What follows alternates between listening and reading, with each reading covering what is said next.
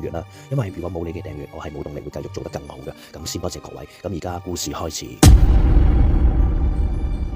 大家好啊，咁啊先同大家講聲新年快樂先啦。唔經唔覺咁啊25集啦，咁新正頭啊，梗係講下啲開心嘢啦。咁大家都知道啦，香港係一個購物天堂啊，當然啦，好多商廈或者商場林立啦。講到嘅有好多，新界嘅有好多，九龍亦都有好多。咁我今日講嘅都係關於喺九龍嘅尖沙咀啦，因為嗰度被譽為係最多商場，亦都最多人流嘅地方嚟㗎啦。但係大家都知道啦，做 sales 咧一定係講佣金制㗎嘛，係咪？咁每一間鋪頭、每一間公司都有佢嘅制度啊，當然咁啊，大家都為咗開大單㗎啦。咁每一個月啊，更加想開一張頭單㗎啦。咁佢哋咧通常咧好多人都信奉好多嘢，又或者係唔同嘅宗教，又或者風水命理嘅嘢，咁導致啊佢哋好多時都比較迷信。但係咁樣又係一件壞事呢？當然唔係啦，都係為咗揾兩餐嘅啫，呢啲都係。咁啊，除咗本地嘅公司品牌啦，又或者係外國嘅品牌，又或者係高端嘅品牌啊，佢哋全部都係會信奉一啲風水嘅。咁當然好多人就以為原來淨係得本地嘅公司先會咁做，其實就唔係嘅，因為好多外國嘅大品牌啊，或者一啲叫做知名嘅品牌呢，佢哋都會擺啲風水陣㗎。咁所以呢，佢哋希望啲事業蒸蒸日上啦，生意興隆啦，同埋日日爆單。